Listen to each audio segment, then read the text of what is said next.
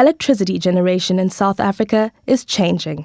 But whether the electricity grid will be able to adapt to these changes remains uncertain.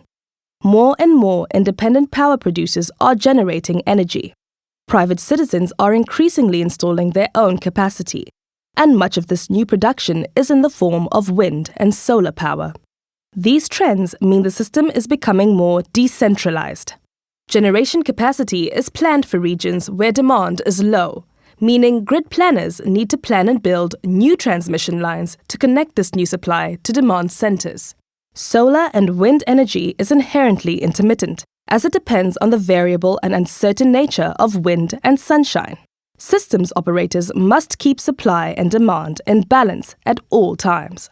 They will need more flexible capacity so they can ramp up and down production as wind and solar power fluctuate. Private energy production is embedded or produced behind the meter. Since many municipalities rely on electricity sales for revenue, there is the potential for loss as people move off the grid. At the same time, the electricity sector is transitioning away from a monopoly structure and is becoming more complex.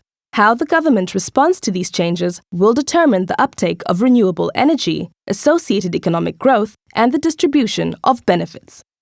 Grid planning must be integrated into energy plans from the beginning. Capacity must be flexible so that intermittent renewable energy can be integrated into the system. And policies must be put in place so people don't go off the grid, but instead sell their electricity back into the grid. This will not just benefit the wealthy. None of these interventions are possible without a clear plan for the electricity sector. Government must clarify the long-term plans and the roles of all actors. The future of the electricity grid and the structure of the sector are as important as choices about energy source. Through integrated planning, more flexible operations, and clear policies, renewable energy will increase its share of the energy mix, contribute to the growth of the economy, and benefit all South Africans.